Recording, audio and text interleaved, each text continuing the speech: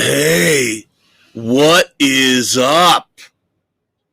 It is 420, man. It is weed day across the country, across the globe, man.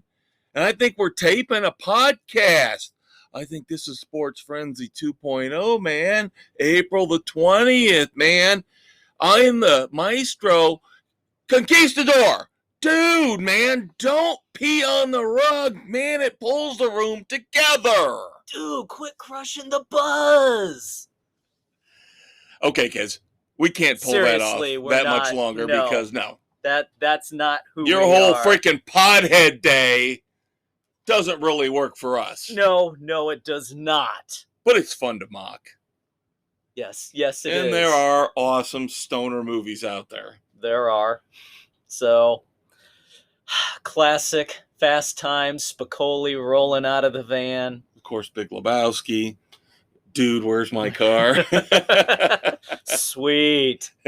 No, dude. Sweet. Vastly underrated. All right, kids, Sports Frenzy 2.0 with Kev Dave. Yep. 420, as we mentioned, this will hit on 421. That's right. So we have got to wrap up the week that was in sports, starting off with the second full week of baseball. Yep. Weather's impacting things this week. A lot of postponements.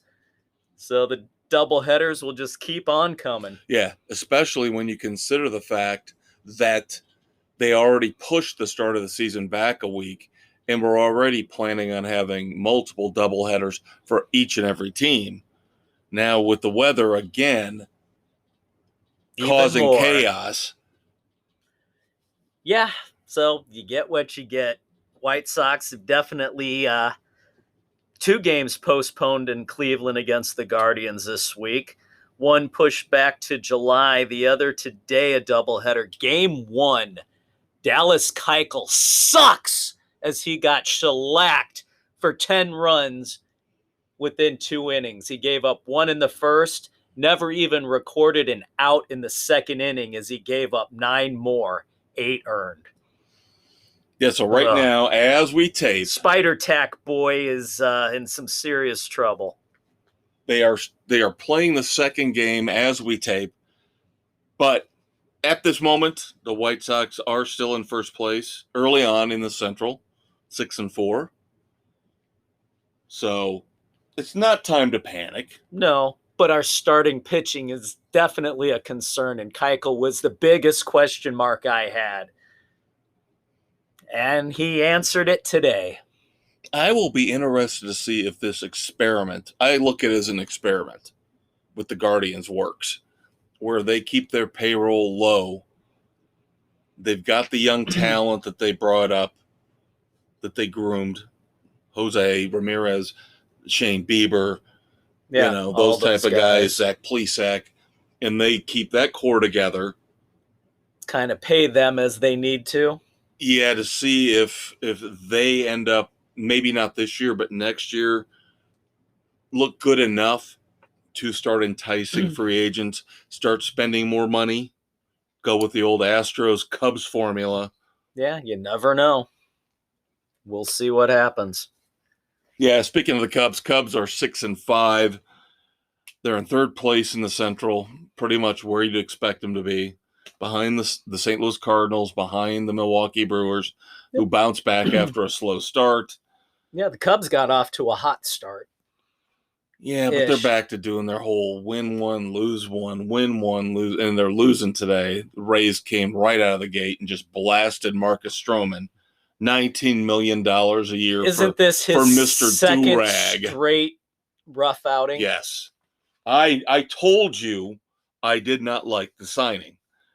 I would have rather them, if they're going to do like the Bears, and they are just going to not spend the money, just let the young kids play, bring in the has-beens and the rejects.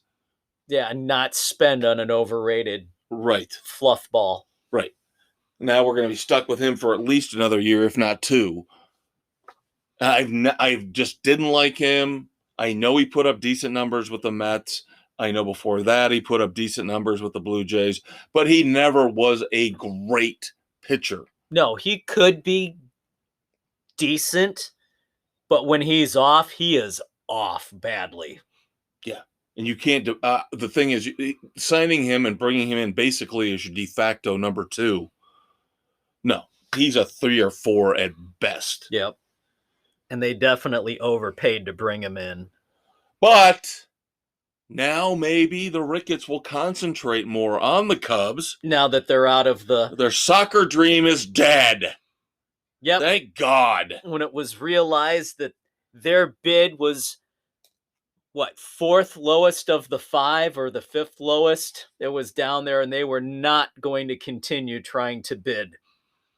Well, wasn't there other issues too with, controversies where people didn't like some of their attitudes? Whatever. Who cares? I care about the Cubs. I don't care about Chelsea. If they want to frickin' own Chelsea, let them sell the Cubs. I'm already ready for them to sell the goddamn Cubs. There you go. The only Chelsea of note that should be in Chicago is when Chelsea Dagger plays when the Blackhawks score at home, and they haven't done a hell of a lot of that this year. Well, you scared me for a second. I thought you were going to say Chelsea Clinton. No, hell no. What's the matter with you?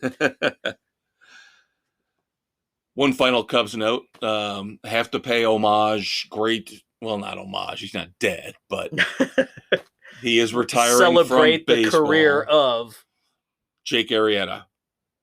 The Beard calling it quits probably a year or 2 later than he should have.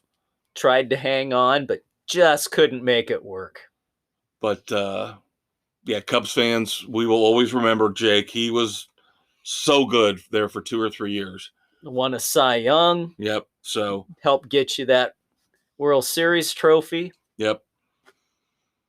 So it's just sad. And you went through it with, the White Sox, 15, 16 years ago, where eventually that team gets pulled apart. Yep. Oh, I know. And they all go their separate ways, whether it's retirement, free agency, trades or whatnot. And we talked about this in the car last night. Stay tuned for the weekend edition, by the way. We have got a wonderful, blistering review of Bon Jovi in concert for you. So you don't want to miss that. We're going to turn up the heat for that one. But we were talking about the few Cubs players that are left from the 2016 championship team, which is basically Hendricks and Contreras, and how they get treated like garbage. Yeah, every year, we're going to trade Hendricks. We're going to try and trade Contreras. So I guess we'll hold on to him for now until we can find somebody to take him.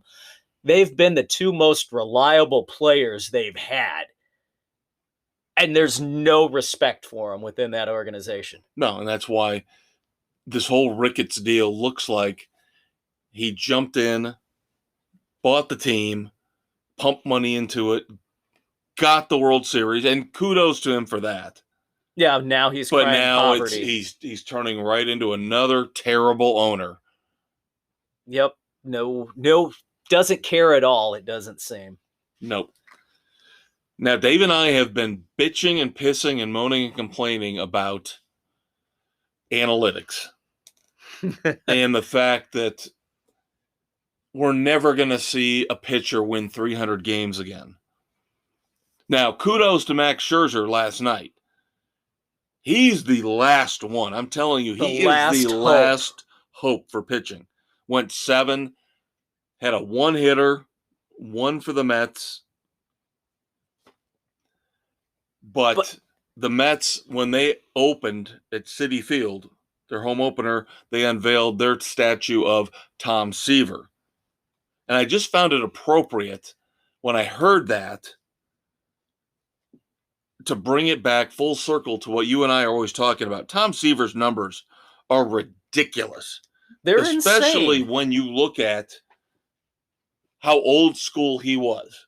How many pitches he would throw in a season. Obviously the Cy Youngs. Yep. Just an outstanding pitcher. And for now it's so long. Snowflake Central We've got to cuddle and baby all maybe these. we'll let him go 4 early on. We want to monitor. We can't tax them too soon. And you brought up a Bull great crap. point. A great point in our Bon Jovi pre-concert discussion about our Major League Baseball higher-ups going to change the rules yet again. Are we going to make it pitch 4 innings to qualify for a win instead of getting through 5? God, I hate that thought. We got to stop coddling these starting pitchers or quit paying them the money. That's the thing. We're seeing struggles from guys like Garrett Cole with the Yankees. Dallas Keuchel. But the thing is, Cole is getting paid astronomical amounts he's of getting money. paid way too much damn money. And Yankees fans are already bitching and pissing and moaning. Well, I don't care because they're Yankees fans. But you're going to see goofball. I'm not trying to be disparaging here, but you're going to see goofball, weird pitchers win the Cy Young every year. It's just going to be that guy who happens to get on a roll, who happens to be able to be just good enough to stay in 5 innings, like you said, to qualify for a win, gets 13, 14 wins, keeps the ERA low enough. Yeah, and that's the other thing is the ERA is going to be low because they're not pitching the innings that they should be. Gone is a 200-inning pitcher. Right. Yeah, right now, Hall of Fame credentials, I imagine, for a starting pitcher have dropped from 300 wins guarantees you a slot in Cooperstown down 100. I guarantee 200 200 now. Is what 200 is going to get you in. Yeah. That's unbelievable. Because of how it all started. Think about that. To drop from 300 wins was the benchmark. Now 200. Now 100 win swing because of analytics, coddling these guys, yet they're getting paid more and more every 10, season. 15, 20, 50 times more than the guys who actually went out there and would pitch a full doubleheader. Yes, we're on our soapbox, but deal with it because I can't stand the fact that guys like Garrett Cole, because they took away spider tack, now all of a sudden can't pitch. Yep, it's pathetic. And again, that's why I am looking at a guy like Max Scherzer and saying he is the last true monument to that bulldog ace pitcher. And we'll see what Verlander does coming back from his time. Right. John Yeah, surgery. no, I don't want to disparage Justin Verlander because I agree. He would be up there with Scherzer too, but coming off the injury, like you said. And so far, he's looked really good. Yeah. So we'll see. And how smart are the Astros? They said, man, let Garrett Cole go away. Bye-bye. Bye-bye. See you later. And they don't miss a step. Even with Verlander. They just keep rolling right along. Having to have surgery, missing almost a full season. Again, you can tell the organizations, the smart organizations are the ones that groom the young players. And not in a bad way. Yeah, I was just going to say, I know the minute I said groom, I was thinking, oh, God. Oh, God. But draft well. Bring these players up through a really good, solid minor league system. Where they teach them how to belong to the organization, how they want them to be all the way through. So everyone's on the same page. And even if you make one of those trades, you send the veteran, you don't want to pay the money for the veteran anymore. You bring in young farm players from the other team, and then you, of course, bring them up through your system. Remember when the Cubs sold the farm for Aroldis Chapman. Yep. Back in 2016. And everybody said, all right, you better win it. And they did. And now they're paying the price. No, I'm going the other way.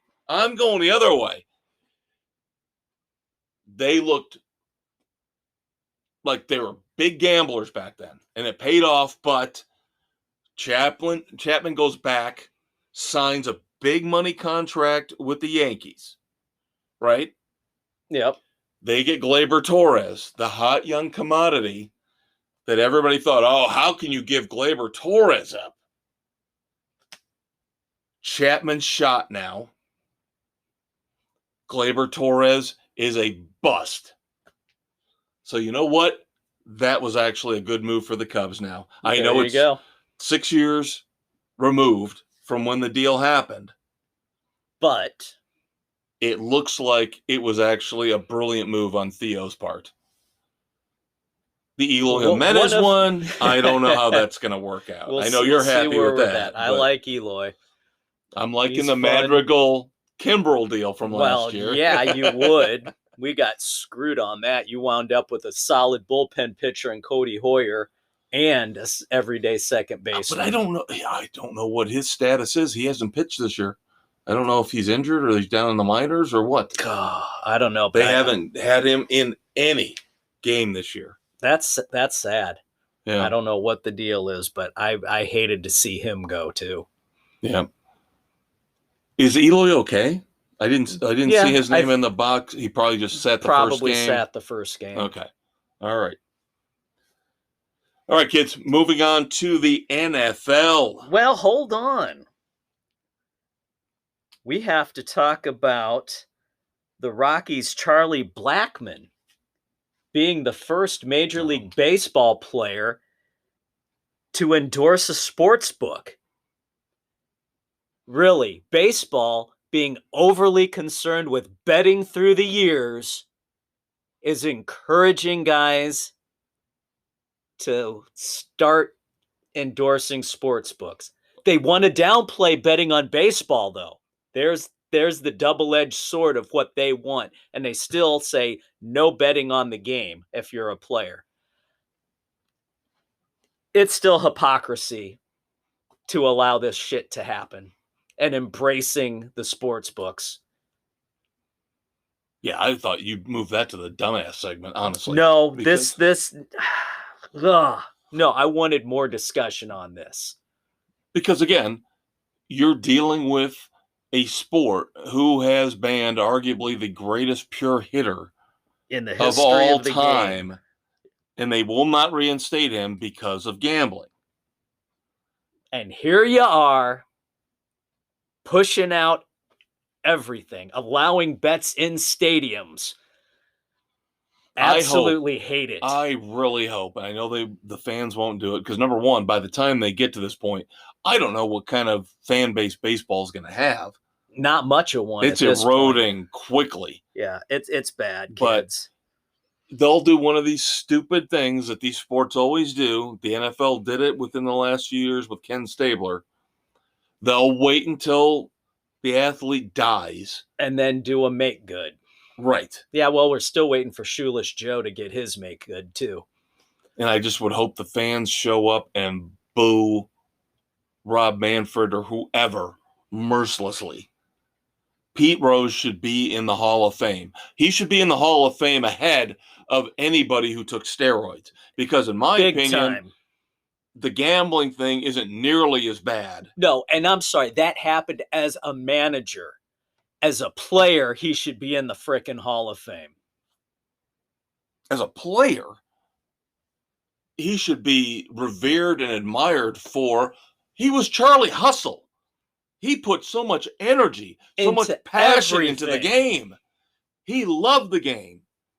And again, in our screwed up society that we've got nowadays, somebody who actually has passion and fire for the game, they'll find some way to screw them. Right. Any chance they get. So bring in the pitch clock to the MLB already. Bring it up to the majors. In the minors, it's already shaved an average of 20 minutes off of every game. Oh, nice. Nice.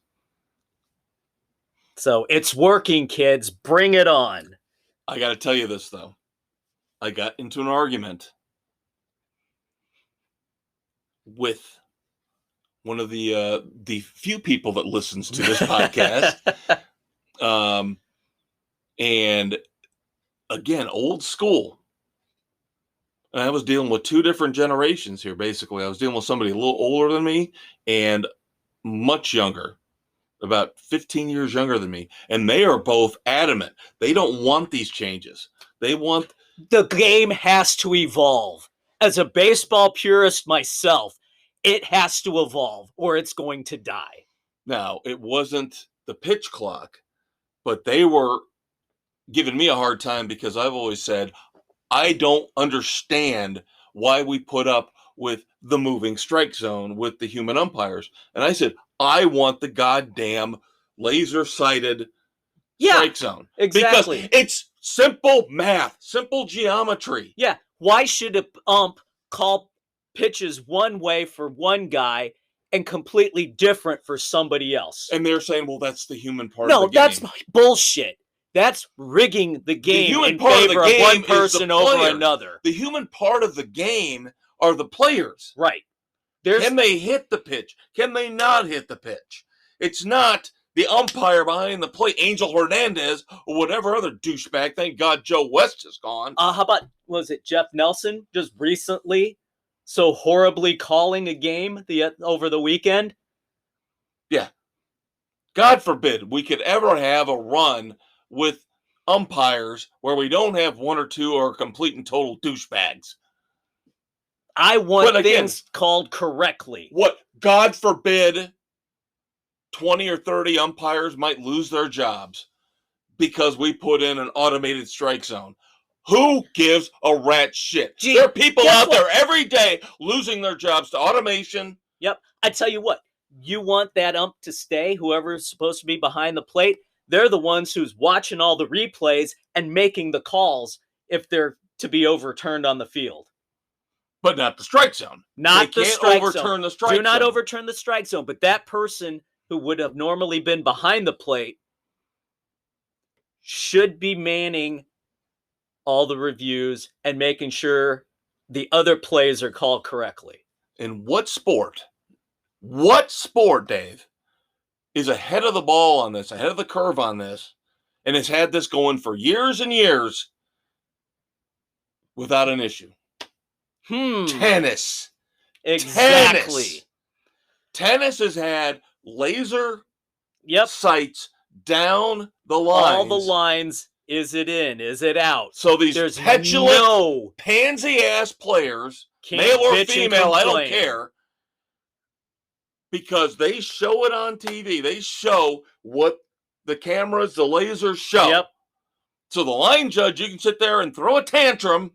I don't care if you're a Williams sister or whoever. Technology gets it right to the line judge because it's technology. It's math. It's right there. Yeah, I needed you in this argument because I was. Oh no, it needs to be done. That's the one thing You're taking out the human element. I don't want the human element when it comes to something that involves. Here's the one edge. Here's the other edge. The ball has to hit one or the other edge or be in between in order to be a strike. And then, of course, need a shoulder between the edges of the plate. I'm sick of seeing it adjusted for every damn pitcher. Hell, it's adjusted for every damn batter, too. It's insane. Well, at least with the batter. Well, no, some batters are going to get shorter. You've had shorter batters versus taller batters. Inside, outside. It depends on how good a hitter it is and what kind of reputation he has, on what kind of call he's going to get. Just like the pitcher with the inside and outside corners of the plate. But, of course, you've got taller hitters versus shorter hitters where the shoulder to knee is going to be a smaller area. Yeah, but sometimes, no matter who, it can be down at their ankles, and sometimes that's going to be called a strike, depending on who's behind the plate. Yeah, and that's bull crap. That is not the way the game is supposed to be played. And I'm sorry, the umps can't see the ball coming across the plate anymore with all these guys throwing in the upper 90s and into the triple digits. The best umpires are the ones we never talk about. Exactly. Because they don't pull this crap. They don't make these stupid calls. They don't decide, I'm bigger than the game. All right. Now, we'll start off with NFL. There we go. We might have to carry this over to segment 2, but that's fine. But that's all right. We got plenty of time this week. It's a slow week. It's kind of a slow week. Getting ready for the draft next week. Yeah. Next week will be the Sports Frenzy 2.0 draft preview. Yep, and knowing that the Bears don't have a first-round pick, so why don't we do something, I don't know, sign another frickin' tight end? James O'Shaughnessy, formerly of Jacksonville, puts 7 tight ends on the Bears roster. So it doesn't matter who the GM is. It doesn't matter who the head coach is. This has got to be something coming from up above. This has got to be a Ted really Phillips, frickin' McCaskey stupid thing. It's so freaking stupid. And can I just fucking rant for a second about this? Yes. Because you have got me fired up. All this week, all I've been hearing is this is like the 3rd or 4th week in a row, all these prima donna wide receivers. Oh my God. Now we've got drama with Deebo Samuel in San Francisco. Trade me. Cooper Kupp now, the rumblings are, even though he's got 2 years left, he's not asking for a trade. No, but he wants a new deal. A fair deal for both of us, the Rams and me. Okay, whatever, Cooper. That means you want 25, 30 million a year. Yeah. Maybe if you'd have won the MVP. Well, he should have. But they can hold that over him. If there's any receiver in the league that deserves the money, it's him.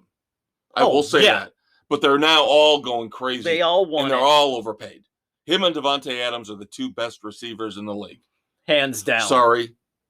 I know you love the Dolphins, Tyreek Hill, but no. That's too much for him. But here's the thing.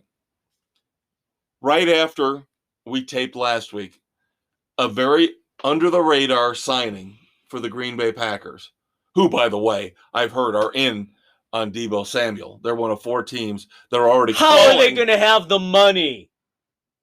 Who do they have How to the hell trade? do the Rams have the money to keep signing the guys they do? They can't extend Cooper Kupp and give him more money. You know that, and I know that. The math doesn't make sense to me. Here's my thing with the Bears. You got me fired up now with this tight end that I didn't know about. We've talked about this and how they're going cheap. And okay, fine. If you're going to do it for 1 year, blow it all up. And again, like we've talked about, get the dead money out of there. Nick Foles out of there already. If you're going to do it. Just cut his ass. But here's my thing. Sammy Watkins goes to the Packers, and I'm not a huge Sammy Watkins fan. He's a middle-of-the-road receiver. Yeah. But Jesus God, $4 million. I know we're talking huge amounts of money for people like you and me, but in the NFL, that's cheap. Monopoly money environment, cheap. The Bears couldn't go to him and say, we'll give you 5, we'll give you 6. Justin Fields, we got to give him somebody opposite Darnell Mooney to throw to. Yeah, and you can't give him another goddamn wide receiver, but you get another tight end? I know, it's absolutely freaking stupid. That's the one that pisses me off. You can give what A.J. Brown's holding out or whatever. He wants to trade with the Titans. Deebo wants to trade with the 49ers. The Packers get Sammy Watkins on for the cheap. $4 million. Where if the Bears, who have tons of money, can't pull off, offer him a little bit more, tell him you will be on the field every down. You will be the number 1 receiver on this team. Ugh, it's frustrating. Good Absolutely Lord. Frustrating. Of course, we're going to wrap up here in a second. We're going to continue into the second segment, and then we'll have our NASCAR recap for the week and our picks for Talladega. But this is all about money, obviously. Duh. It's a business. Dave, Maestro, you really are smoking a bowl, aren't you, on 420? We know it's a business, but there's stupid money being bannered about. And there is a reason why. And we'll get to that in the next segment. Stay tuned. Hey kids, ready for a blast of dairy goodness? Pick up Sports Frenzy 2.0 milk at your local grocery store. Remember, when you drink Sports Frenzy 2.0 milk, you're not only enjoying a healthy treat, you're helping to locate missing sports heroes of the past and present. Our cartons and jugs feature pictures of Peng Shui, Ryan Leaf, and Sammy Sosa as we do our part to find the lost icons of the last 30 years. And don't forget our special weekend edition chocolate milk containers, available on Spotify, Google, Radio Public, Pocket Casts, and wherever you listen to your favorite podcasts, because they featured celebrities like Lindsay Lohan, Helen Hunt, and Jean-Claude Van Damme. Pick up a gallon today.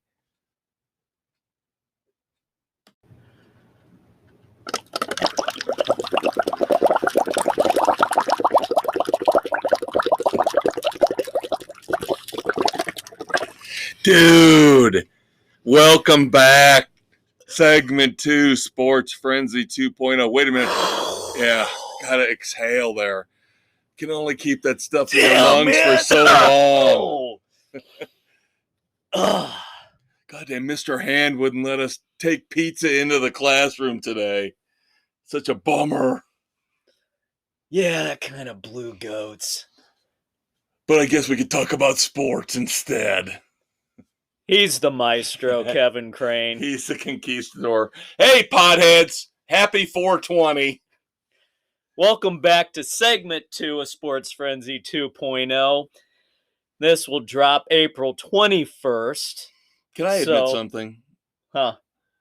Why is 420 pot day?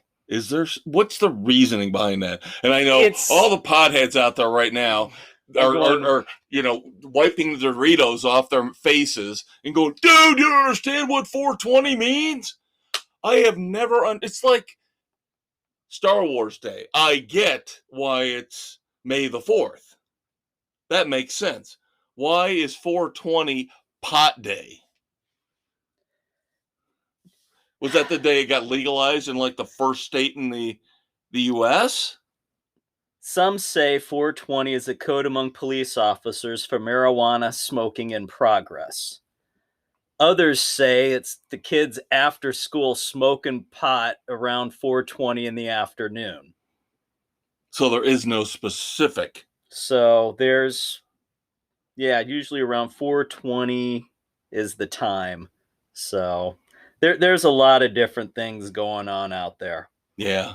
Well, all you people out there who are baked right now, you didn't wait till 420 to start. Maybe 420 this morning. That's like going back to this past Monday here where we live, Dingus Day. They weren't waiting until 420 to start drinking. No. I guarantee that. All right, kids, going back to the NFL, we were talking about money, of course. It's always about the almighty dollar. Money is the root of all evil in all sports. But what we wanted to bring up is the rumors, still not confirmed yet, but multiple sources are saying it's being leaked. Apple TV Plus is getting the NFL Sunday ticket at a cost of $2.5 billion, my understanding, per year. Yes, billion. B. This is what's causing these wide receivers and their agents to start salivating at the mouth, to want trades, to want bigger deals. This is why the Cleveland Browns, this is my theory, this is why the Cleveland Browns, not only to avoid punishment for Deshaun Watson, but the way they set that deal up to push the money back a couple years, the big money, hoping for that monster increase in the salary cap. Because now they just came out and gave Denzel Ward, their young cornerback, a 5-year, $100.5 million contract extension to make him the most expensive, highest paid cornerback in the league. Yep. So over the Browns are acting guaranteed. like they know something. Yeah, because a lot of this, the big money parts, kick in 2 years down the way. Exactly. So now the agents are catching on, especially the ones for the wide receivers. You wonder if maybe this is why Kyler Murray's being a little bitch, you know? Yep. Although we're still waiting for Kyler Murray to show that he's worth money. Yeah, and it's amazing. Some of these quarterbacks, you could say the same thing about Baker Mayfield, who's still sitting out there. He has not shown up to voluntary workouts. Nope, at this point. Of course, Deshaun Why? Watson walked in and said, hey, hell, I'm here. Of course I'm here. Yeah, you're paying me guaranteed money. Yeah. Fully guaranteed money.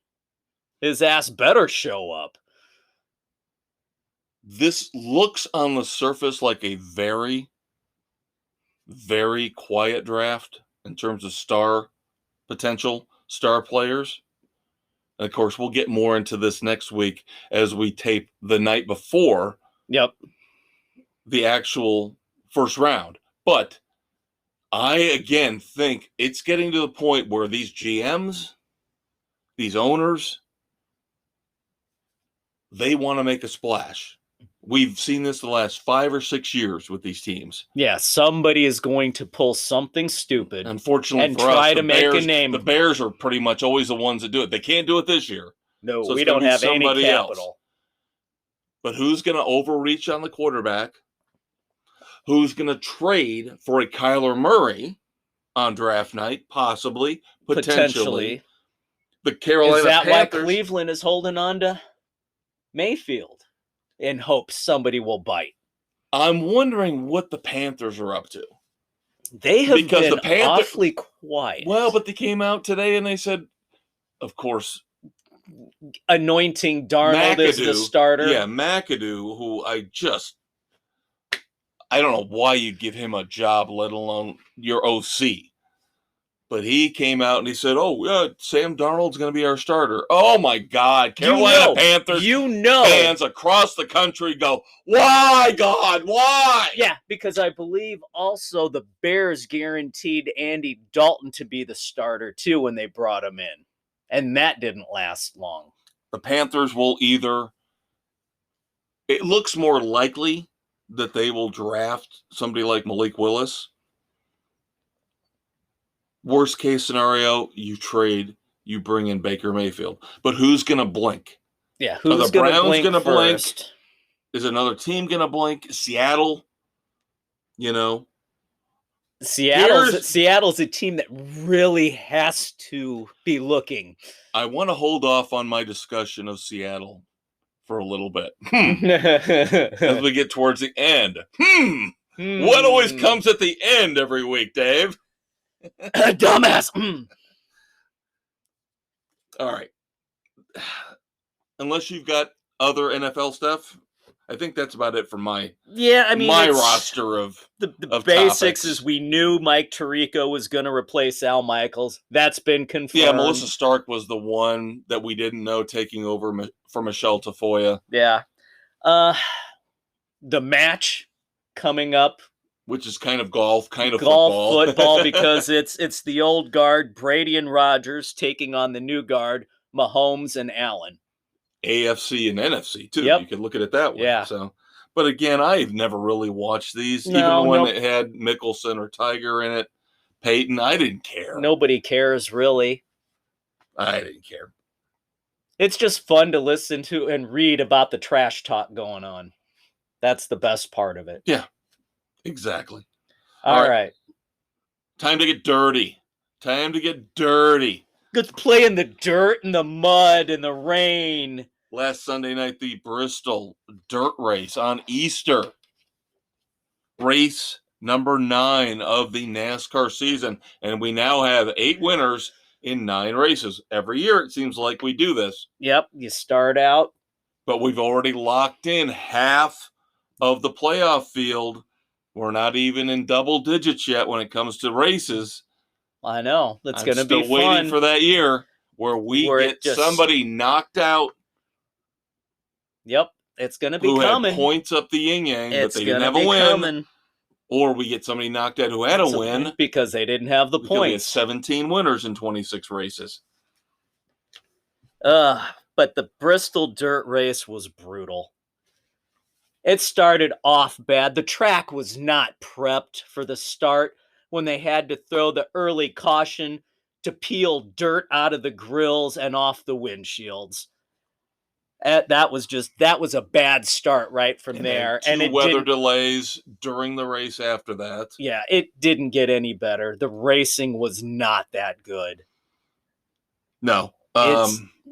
They have come out and said, though, it looks like they're going to go ahead and go 2023. No, please don't. So we're going to get a third race. Ugh, and none of the drivers want to go back to Kevin the dirt. Harvick, he was, oh my God, he was adamant. They never prepped the track properly. Yeah. Even Larson. Well, Larson doesn't like the windshields. No, but he said if you're not going, these cars are not made for the dirt. That's what I'm saying. And if you're not going to do this right, don't do it at all. Right. And NASCAR will not do this right. We know that from decades and decades of stupidity. Now, somehow, some way, though, this pulled in really good ratings on TV. Because there was nothing else on. Well, we talked about this last week. Again, you put it on Fox versus FS1. And you got the people tuning in. Again, it's Easter night. Nothing else was on. So people tuned in. Sorry, NBA fans, but we really don't care about the fourth game in a quadruple header in the first round of the playoffs. Exactly. Unfortunately, in terms of race results, two young guns fighting for the lead on the last lap, Tyler Reddick and Chase Briscoe. Briscoe was a little too aggressive. He wanted the win. Yep, got a little too aggressive, took them both out of contention. Reddick had a chance to turn the car around, had a big enough lead, possibly, maybe, to get the car across the line before anybody else. Yeah, but just couldn't quite pull it off, and the dirty Bush, Kyle, steals a win. Why did it have to be him? Why, for the love of God, did it have to be him? Rowdy the asshat. Who rips on Alex Bowman all the fucking time for backing into a win. This guy never wins one legitimate outright.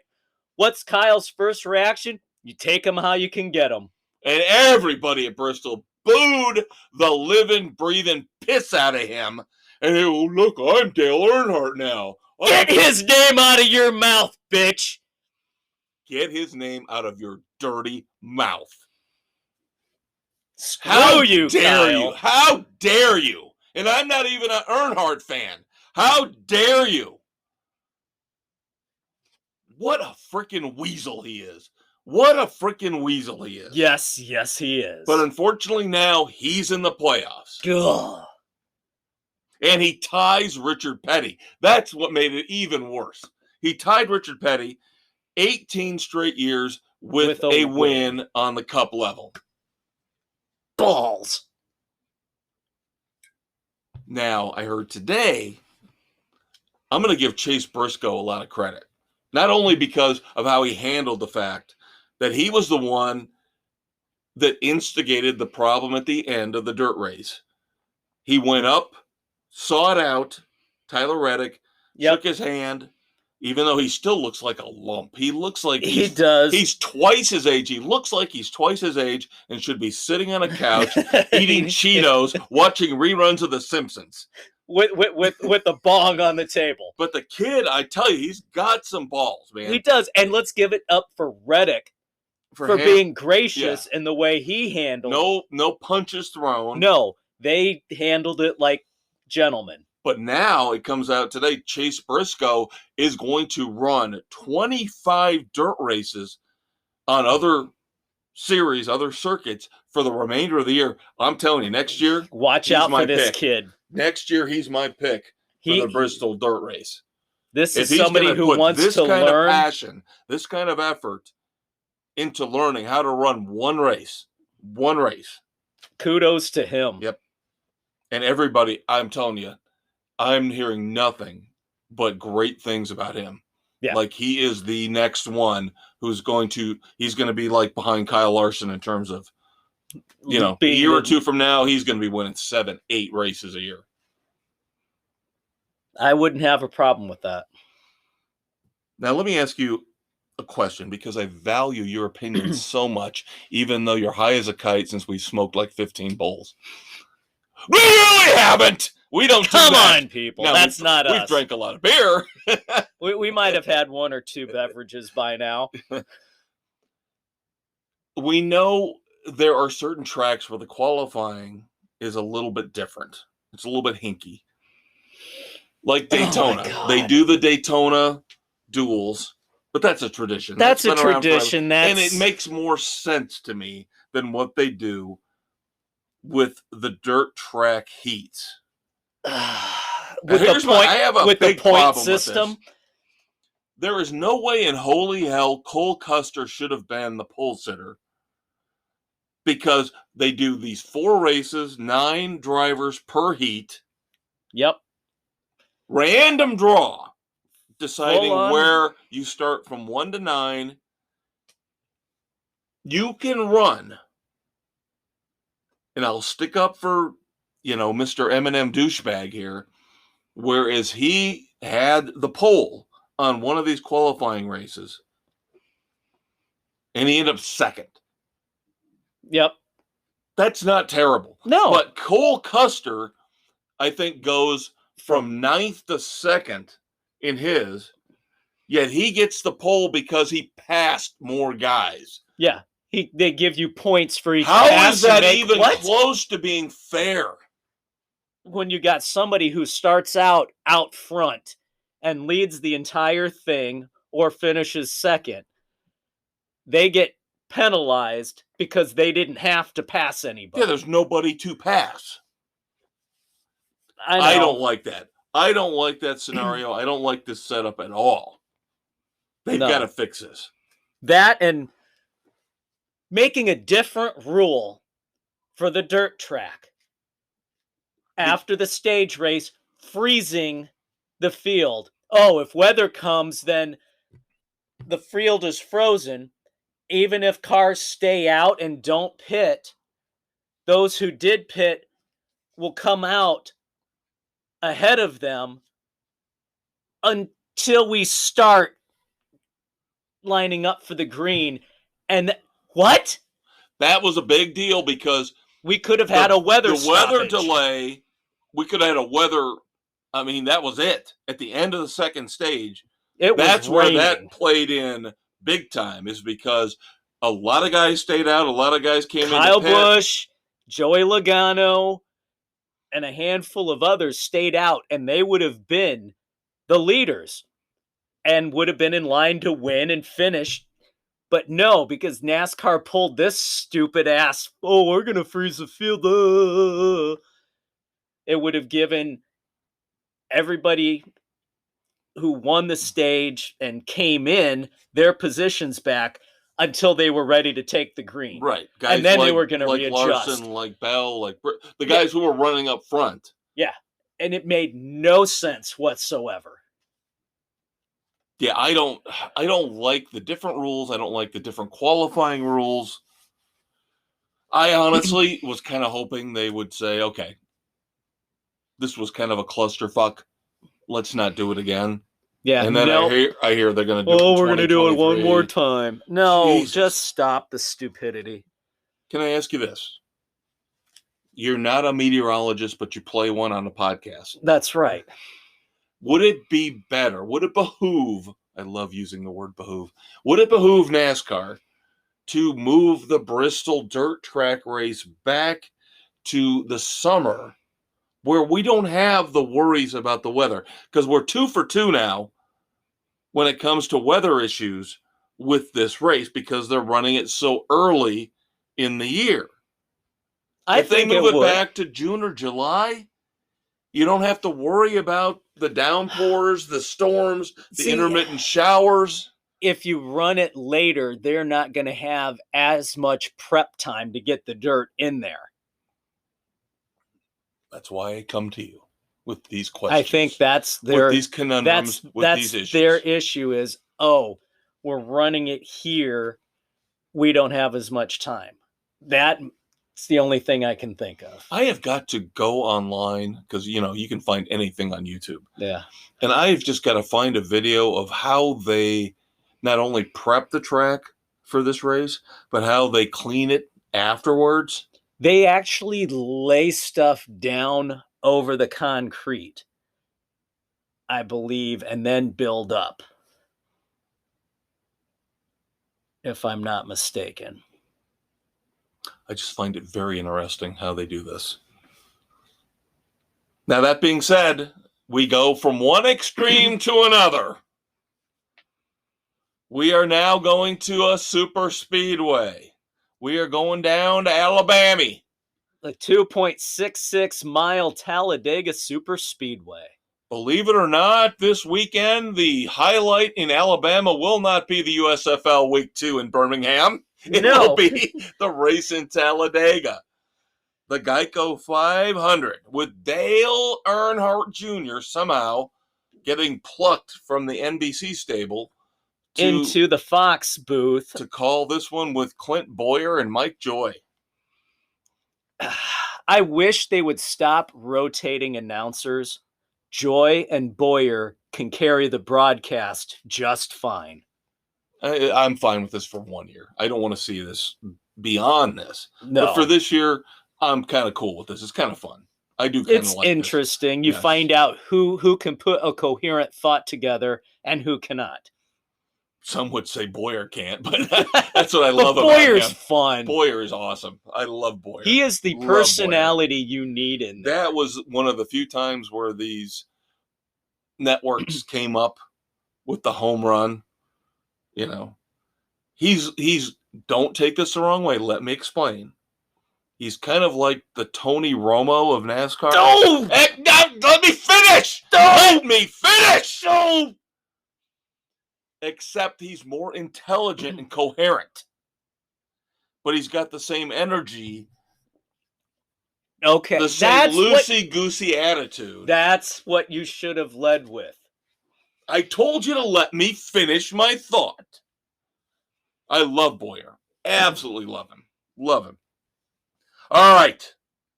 We have got 6 of our 8 panelists in with their picks for the Geico 500. We've still got a couple hours before our deadline. We try to get this podcast out to you guys as soon as possible. So sometimes this doesn't mesh quite as well as we would hope. But that being said, it happens. And why? Because when we try and do a Thursday evening podcast, you don't tune in if it's not there first thing in the morning. We appreciate you guys sitting there waiting with bated breath.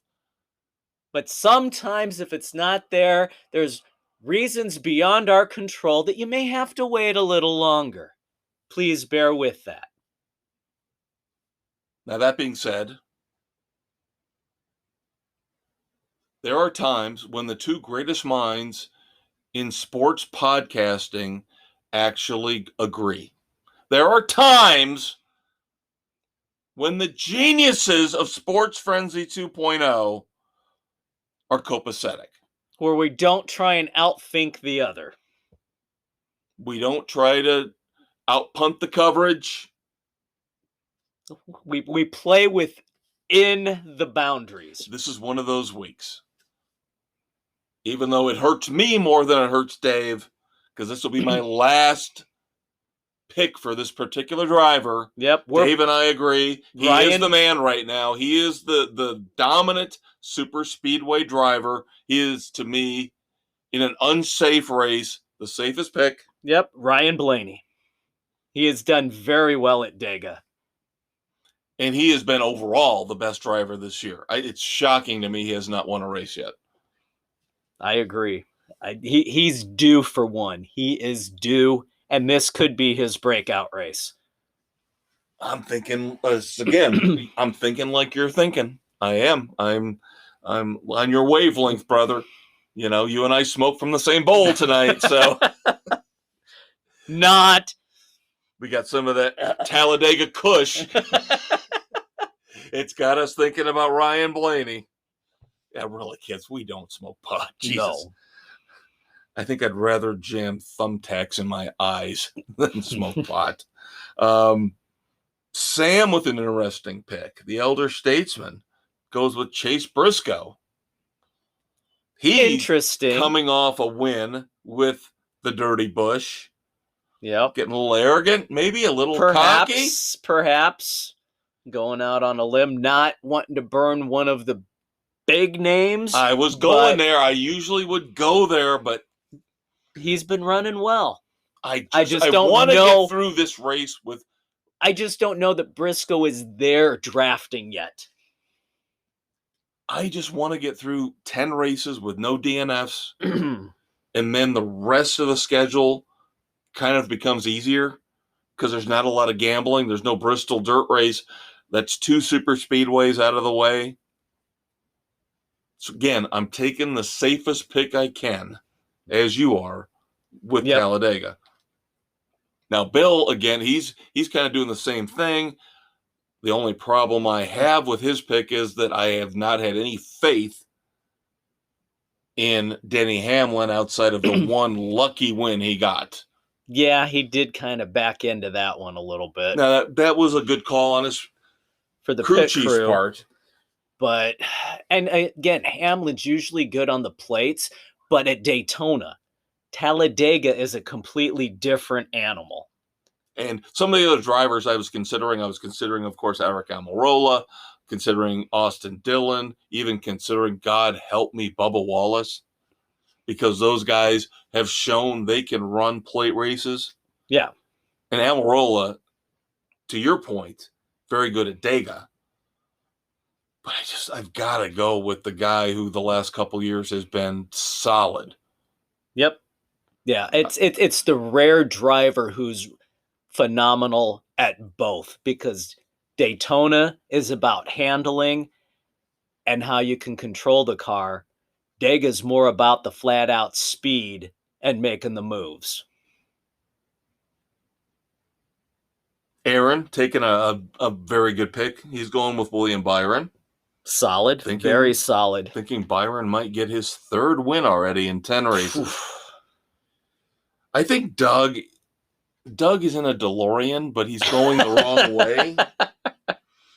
And we don't want to rip on the governor, but, well, yes, we do. Yeah, we do. Yeah, last week he took Ross Chastain, who had an abysmal race on the dirt, and we questioned that pick. We did. And so now he decides, I'm going to take Kyle Busch. Last week would have been the time to take Kyle Busch. I would not take him on a super speedway. No, because he causes a good pick. It could be, but he causes more issues for himself and others. Yeah, I agree. Jen and Nick still pending in terms of their picks. They got some time, so yep, they sure do. That'll wrap up segment 2. Dave and I have got some California Sensimilla to roll up and get you ready for our 3rd segment, because I cannot do the dumbasses of the week if I'm not high. Yeah, you can. Yeah, I can. No, I'm high on my anger. I'm high on the fact that maybe we got somebody to put in the plane of doom. Perhaps we do. Stay tuned, kids.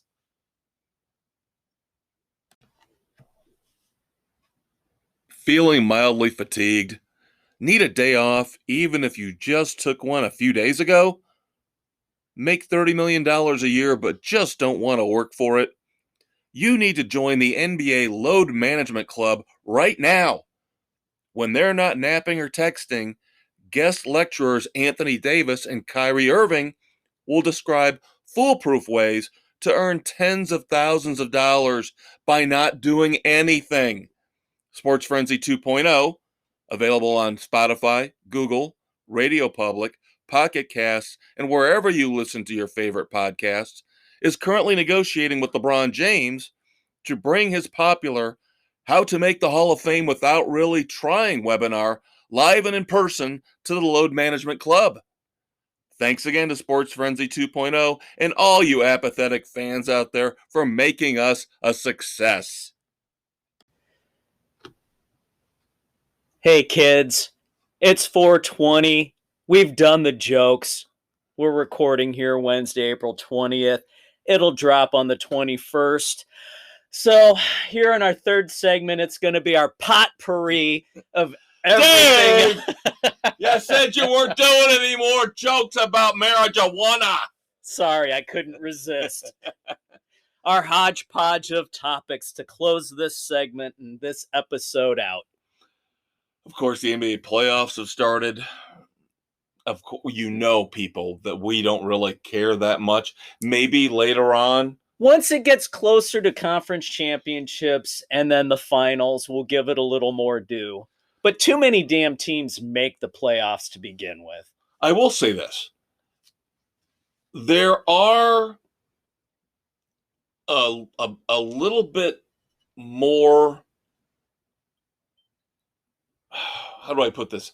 The lower seeded teams are putting forth a better effort than they have in the past. Teams like the Timberwolves, the Pelicans are actually winning early games in these series. Now, is it going to last? No, but it makes it fun. The Phoenix Suns are in a little bit of trouble right now. Not necessarily because of who they're playing, but because they have lost their star player, Devin Booker, for the next 2 games with a hamstring injury. That hurts. So now, does that mean that 1 versus 8 game gets that series gets extended longer, puts more stress on Chris Paul, Ayton, the other stars on the roster? They have to play more minutes. They have to play more fight games. Through this. They'll still win the series, but it's going to tax them more than it should. So I find, and of course, the fact that the Nets, the super team, the Nets, they're playing tonight in Game 2 against the Celtics. I have to admit, I took a break from my USFL viewing on Sunday, and I did watch the last quarter of the Celtics Nets because the Lakers were already eliminated, so that was half of my NBA joy for the year. Now I need the Nets out, so I had to sit there rooting for the Celtics.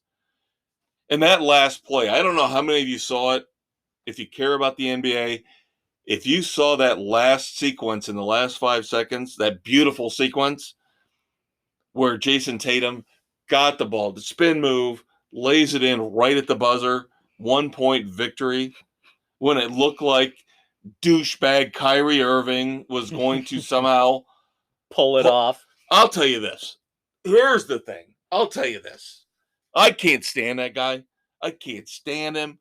The minute he opens his mouth and diarrhea runs out. I'm doing this for the fans. I'm doing this for the people, the common man, not getting vaccinated. And all this you're crap, an idiot. And then flipping off the fans in Boston because he said so much crap about them when he was there. Boston's so racist.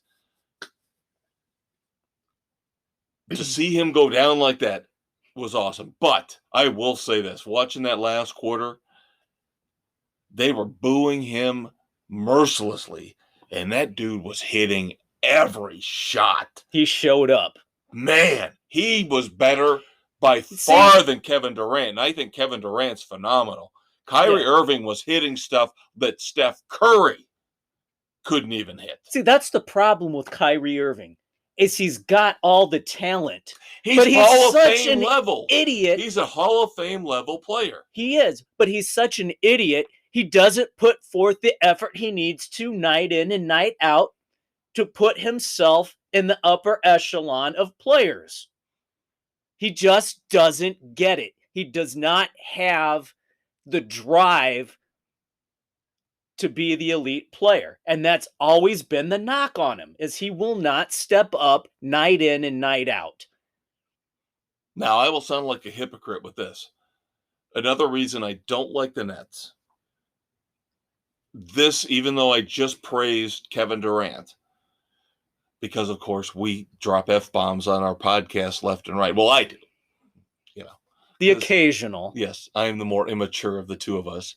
But I like to think I curse with a purpose.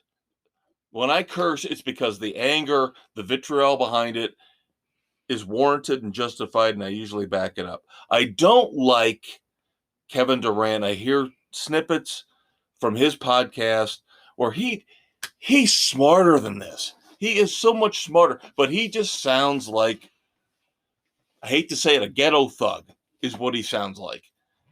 He just drops these F-bombs just like to it's drop nothing.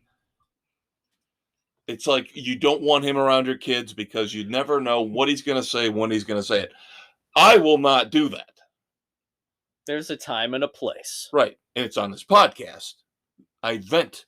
My doctor said I have to vent. That's right. That's Don't what I'm hold doing. it I in. vent on this podcast. Otherwise, I'm meek and mild. I don't believe that with Kevin Durant. I think Kevin Durant, still a professional, still a great basketball player. He has got a level of immaturity, even though he's in his 30s, that he needs to fix and get over. Kyrie Irving, on the other hand, going back to him, Kyrie Irving doesn't curse and swear. If you listen to him, even though I don't agree with his viewpoints and the things he backs and the things he doesn't back, he doesn't curse.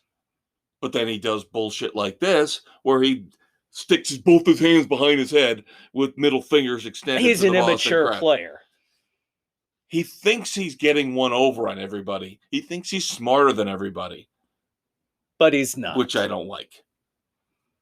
So I still want the Nets to go down. So are you saying he's Mr. Lateral Thinker of the NBA? Well, I've got another. I was going to make a comparison to somebody else, but I've got that coming up in just a few minutes. All righty then. Because, Dave, what happens at the end of Sports Frenzy? We have our beloved Red Foreman dumbass of the week segment. Maybe I can make a comparison. All right. To somebody that's waiting for a seat on the plane of doom. Now, we talked about this last night. Again, check out the weekend edition. We went to Indianapolis last night to check out Bon Jovi. I think you'll be very shocked and intrigued by our review of that concert on the weekend edition. But we were talking about the news that had broke where Jerry West, the longtime executive, the icon, the man who was in the logo for the NBA. The Los Angeles Laker legend, Mr. NBA, says he wants an apology and a retraction for his portrayal on HBO Max's miniseries Winning Time, which is supposed to be a look at how the Magic Johnson, Pat Riley, Kareem Abdul-Jabbar Lakers, the 80s Showtime Lakers, came to excellence. And Jerry West is saying you're not even close to what I was. You're making me out to be a caricature. Yeah, you're saying I've got anger issues. Mm-hmm. I swear and curse and can't put a coherent sentence together. I didn't want Magic Johnson. I would, Here's where this is going to be a tie-in to the weekend edition because we're talking sports and entertainment. I want to bring this up because Dave and I, of course, we're done with Oscar season. We're done with award season. We're done with the pretentious assholes that tried to tell us The Power of the Dog was great. Bullshit. It was a pile of dog crap. What was one of the movies that I watched and I told you stay away from, got nominated for Best Picture? I watched half an hour of it on Netflix, and we have something on Netflix, of course, on the weekend edition. Oh, was that stupid Don't Look Up? Bingo! Even though he is in a fucking drug-addled haze. Not really. Not really. No. Guess who was an executive producer for Winning Time? The same guy, Adam McKay, who used to work with Will Ferrell before they had a falling out. And I'm wondering now if Will Ferrell didn't realize that he was the more talented of the two and said, I can't do this shit you're doing. I need to go my own way. Yeah. Adam McKay, who did that awful, terrible Don't Look Up movie on Netflix, is also the EP on Winning Time. Now I bring it back to one of your favorite authors. Bear with me. Again, this is a combo weekend edition regular Sports Frenzy diatribe. Kareem Abdul-Jabbar. And ironically, again on 420, he's a big pothead. But he actually Is a really intelligent man. He's written He books. is. He's written a number of books about Mycroft Holmes. He's a very smart man. These read his books. They are very well done. When I watched that first half hour of Don't Look Up, I couldn't quite put a finger on it. I probably needed to go to the bathroom, like we always talk about. The best place for guys to clear their mind and think of a resolution. It's in the bathroom. Everything just flows. Kareem came out and voiced it perfectly. Number one, he comes out in defense of Jerry West. Right. I almost said James West. Jesus Christ. Wild West. We're not Wild West. Yeah. Artemis Gordon is portrayed Jerry Bust. No. But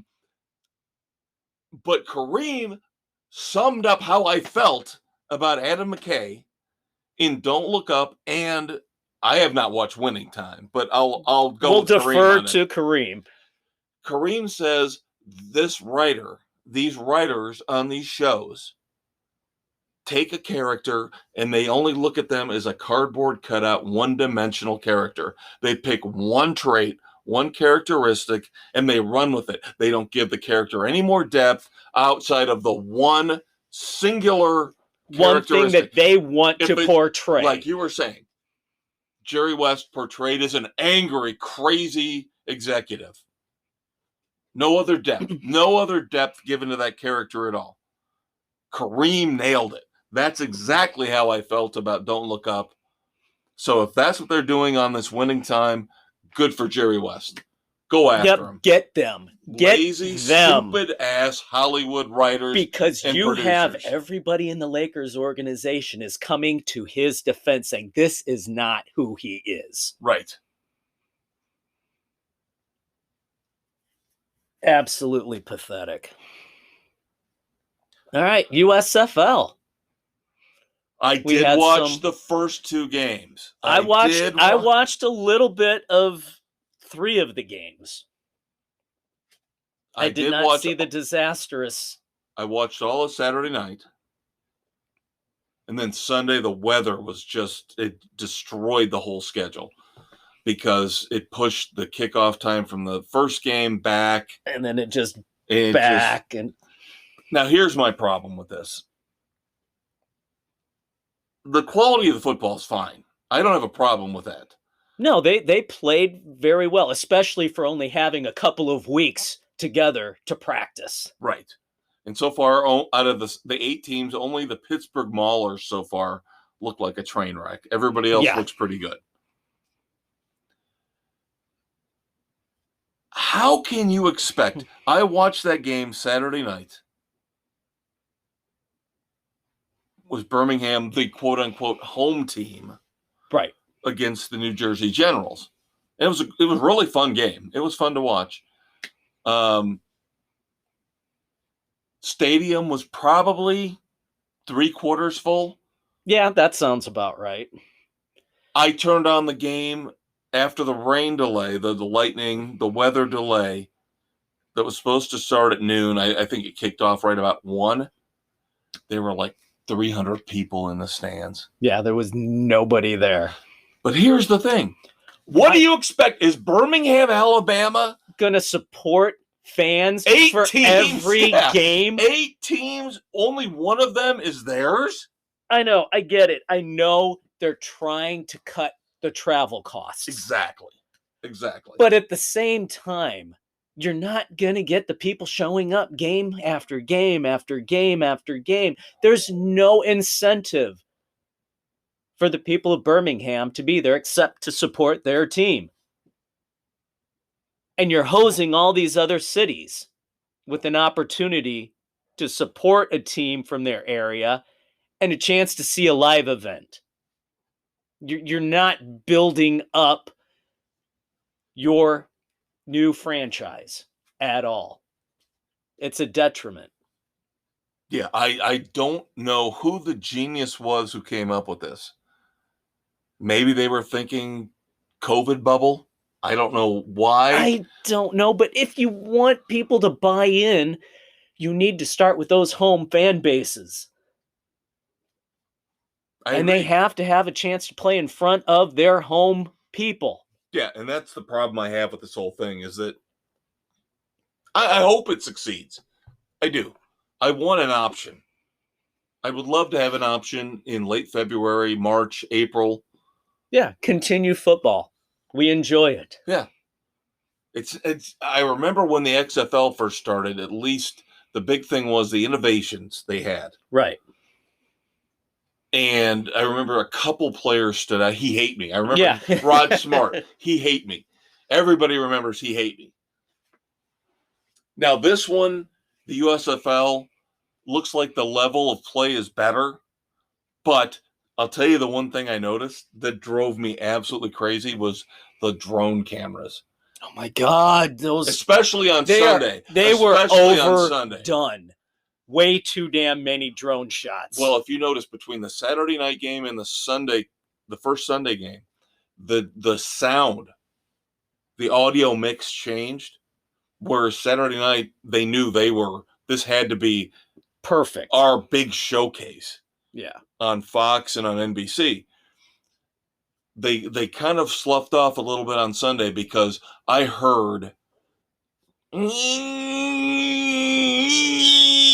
could hear the drones buzzing around in the mix over the announcers. Yeah, that's not a good situation. But I think in the end, the downfall of the USFL is going to be the fact that they decided to do the first season all in Birmingham. As much as I love Birmingham, I've been one of those people that said, put an NFL team in Birmingham. I know they're a passionate fan base. Yeah. But not this passionate. No. Nobody's going to be this passionate. No. 4 games. No. All right, one last tidbit.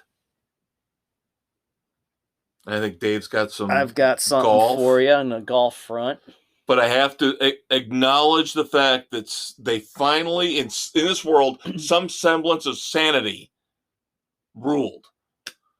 The last, quote-unquote, touchdown pass thrown by Tom Brady, that ball, that auction, that debacle, they canceled the sale. Yep, because he's coming back. It's not the last touchdown ball. Sanity prevailed in this instance. Everybody said, okay, we get it. We're not going to force you to buy this ball for hundreds of thousands of dollars. Yeah, $500,000. When it's actually not worth that anymore now. Yeah, it's not worth anything, really. Maybe a couple hundred. Maybe. Maybe. All right, getting into golf. Going college golf right now. You know, John Daly II, freshman golfer for the University of Arkansas, gets an NIL with Hooters. Okay, so what are the terms? Well, we know with Hooters, if you know John Daly, his dad, always parks his motorhome in a Hooters lot wherever he goes and hangs out there. So you figure, all right, that's a natural for him, but no terms have been displayed yet. But I don't know. Dad eats for free at any Hooters he goes to, pulls up. Could that be why Hooters is the NIL deal? I don't know. And if you haven't seen a picture recently of John Daly with the Santa beard and the Santa gut, I'm surprised it's not stained orange from the wing sauce. I'm sure the vodka washes it out. Yeah, but I mean, come on. John Daly II has played in one tournament with his dad last fall with the PNC Championship at the Ritz, where they worked together to win that one out. But the kid has played one tournament as a freshman, and he only had a single round under par, but he gets this NIL. It's got to be college sports. Dad eats for free is the only amount of money that you could give this kid at this point. College sports, and of course, when we get closer to football season. We'll discuss this more. This whole NIL thing and the transfer portal, those two things are going to destroy college football, let alone all of college sports. And then we've also got to talk about the transgender stuff. Oh, God, that's a whole different. Yep. We have a moment of silence.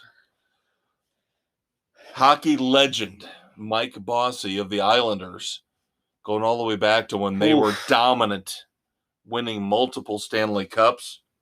Yep. Thoughts and prayers to his family and friends. The Islanders, unfortunately, have had a bad run recently of those guys from that early 80s Stanley Cup run. Yeah. So thoughts and prayers to the family of Mike Bossy.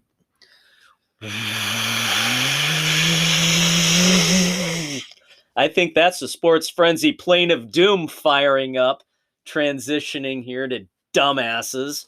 Yes, of course, because most of the time, the people we single out as dumbasses, not only here, but again on the weekend edition. Dave, tell the people where they can find Sports Frenzy and the weekend edition. You can check us out wherever you can get your podcast: Spotify, Anchor, Google, Radio Public, Pocket Cast, Breaker, Apple, Overcast, Castbox, and Stitcher! Don't forget the Facebook page. Drop us a line.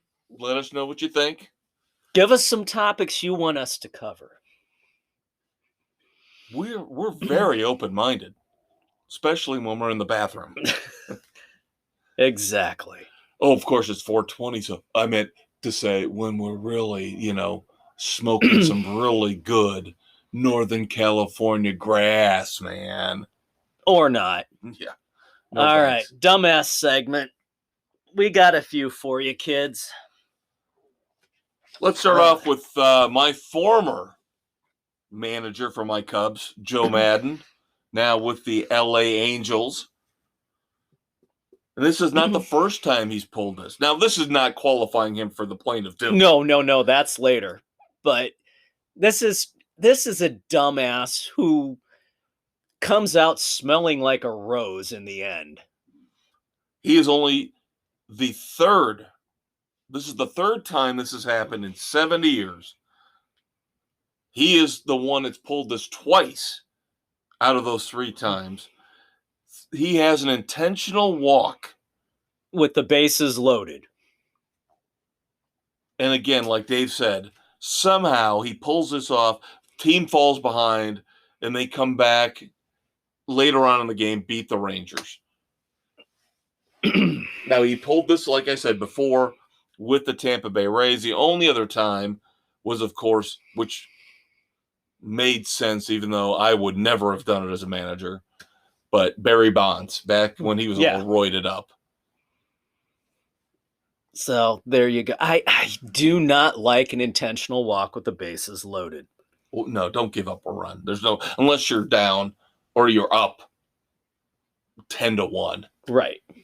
And again, the Barry Bonds situation, if that'd been the case, I know that was the Diamondbacks that did it way back in the day. Yeah. But, yeah. And there was nothing on the line it there. It just seems wrong on every level in terms of competition. Yeah. You just don't give the free pass like that. Nope. Make them hit the damn ball. You're lucky to be a 300 hitter. That means 3 times out of 10, you're going to get a hit. Yep. If you're lucky. If you're good, that's what you're going to get. The odds are in favor of the pitcher and the defense. All right. Do I get to rip on your former White Sox legend, Tad Taguchi? Yes, please. I went in on talked this. about last week. I went in on Clayton this Kershaw. One. I had him down. We for talked this. about the Yu Darvish, Sean Manaea situation. We've already had this happen multiple times in the ranks of MLB over here in America. Now it's overseas. It's like a virus. Young pitcher Roki Sasaki pitches a perfect game. His next start, he's perfect through 8 innings. They pull him. And Noguchi pulls him. Let's point something out here. He only threw 105 pitches in the first perfect game. Yep. He was at 102 pitches through the 8. Analytics again. Babying the pitchers again. And he's a young kid. And maybe they were worried about that. I'm sorry. He's only 20 years old. He's only 20. Stop babying him. Give him the opportunity to close it 15 more out. pitches he wouldn't have. It wasn't like, again, a last week reference, Johan Santana, where they kept him out there to get his no-hitter for, 130, 140 pitches. Right. This kid could have had it done in 115. Easy. Yes. Easy. The manager, like you said, Tadeguchi, former White Sox legend. Tadahito Oguchi had been the second baseman for the White Sox. Ugh. God, I'm so sick of analytics. I'm tired of babying. I'm tired of snowflakes. I'm tired of this. Let these guys have back-to-back no-nos, back-to-back perfect games. Come on. Ugh. Perfect games, not just a no-hitter. Even a no-hitter, though, still would have been unforgivable in my eyes. Right, but this was a perfect game, 27 up, 27 down, back-to-back starts. That's unheard of. A low pitch count. Oh. At least our old school eyes look at it as a low pitch counts. Barely over 100 on both. God, that's just dumb not letting this kid have a shot at glory. All right. Going to football. Dumbass linebacker from the Panthers, Damian Wilson, was arrested allegedly threatening to kill his ex-girlfriend with a tire iron. Went to her place, threatened her with said tire iron, broke her laptop, threw stuff around, choked a friend of hers who was there with her. Wasn't stated, but probably her new boyfriend.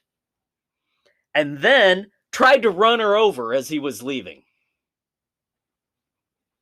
Do you remember?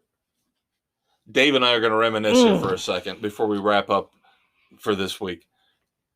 Last week on the Weekend Edition, we talked about one of our old segments, Literary Frenzy.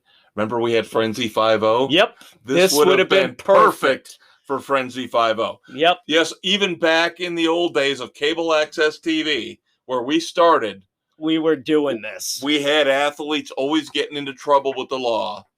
And the stupid We've idiots just kind of condensed it all, and it's now all the Red Foreman dumbasses of the week. Yep. And, of course, seats on the plane of doom. Tell us our next guest on the plane of doom. The final dumbass of the week, who I have had a seat ready, and I've got a packet of nuts for him. Maybe a cup of water, maybe some coffee. I'll be nice, just to make sure he's comfortable before we take off and plummet him to his inevitable doom. I'm sick of him. I'm tired of him. Colin Kaepernick! Colin Kaepernick now comes out and says, I am willing to sign with an NFL team as a backup. Nobody wants you. How many years have you been out of the league? It's been 6 or 7 at least. God, just go away. Here's my thing. If you care so much about football, go to the USFL and play. Show everybody how great you are. Yep. XFL's coming up. Sign with one of those teams. Stop telling us how great you are. Show us. Prove it. You want to play football, and it's not just another publicity stunt. To keep your name out there. Yes. And make sure, Mr. Colin Kaepernick, that you realize when the face mask drops down, that's oxygen. He's the conquistador. He's the maestro. We love you, kids. Check out the Weekend Edition. We'll see you next week.